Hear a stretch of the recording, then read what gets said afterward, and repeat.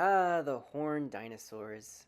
The classic heavily horned herbivores of the Cretaceous, with icons like Triceratops and Styracosaurus maintaining a rent-free space in the minds of people around the world. But what if I told you Triceratops had cousins that were the exact opposite in every way? Smaller, more nimble creatures, with only a frill to speak for, and quite fleet of foot. This was a small dinosaur with a small horned face, called Microceratus. Microceratus was a small ceratopsian, or horned dinosaur, from the Cretaceous period, a scrappy little critter that once dwelled in what is now Mongolia, some 120 to 190 million years ago. As you may have guessed from the name, Microceratus was a very small dinosaur, tiny even, only a mere 60 centimeters long, a literal fraction of its larger cousin Triceratops. Size wasn't the only thing Microceratus was lacking. While it did have the frill that sprouted from the back of its skull, it didn't have the magnificent horns of ceratopsids like centrosaurs and chasmosaurs. But what Microceratus didn't have in size and weaponry, it more than made up for with speed and agility. You see, unlike its larger relatives, Microceratus didn't walk on 4 legs, but instead, it primarily walked on 2, with the proportions of the limbs suggesting an ability to switch on all 4s only when foraging for food or drinking water, similar to a kangaroo. But these feet weren't just for walking, but were quite capable of running too, with various studies noting that the proportions of Microceratus' tibia within its hind limbs suggest a very cursorial animal, or a type of animal well adapted for running long distances. What was truly surprising was how similar the hind limbs were to those of ornithopod dinosaurs and basal ornithischians, with many authors noting that the tibial proportions were almost identical to those of Hypsilophodon, and further evidence supporting that Microceratus was an animal built to run. The most important takeaway from these findings was that Microceratus and other dinosaurs like it were key to understanding the evolution and trends in ornithischian dinosaurs, aka the collective group of the so-called bird-hip dinosaurs, composed of armored dinosaurs, duck-billed dinosaurs, and the horned dinosaurs, or ceratopsians, the tree Microceratus belongs to. Microceratus is what is called a neoceratopsian, which is the clade containing the most derived frilled ceratopsians, including ceratopsids, protoceratopsids, and leptoceratopsids.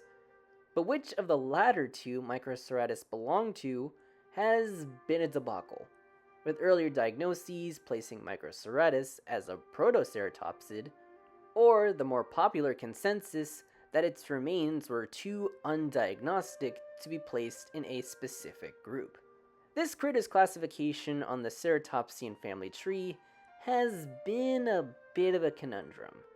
In fact, Microceratus wasn't even called Microceratus when it was discovered. If you're old enough, you might remember its original name, Microceratops.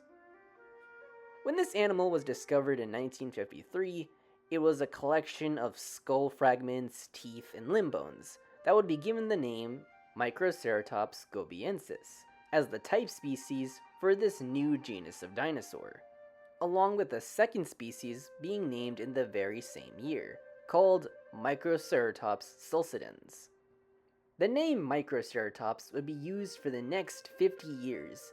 However, in 2008, complications arose under the realization that the name Microceratops was preoccupied by another animal before this little horned dinosaur was discovered, the animal in question being a genus of wasp.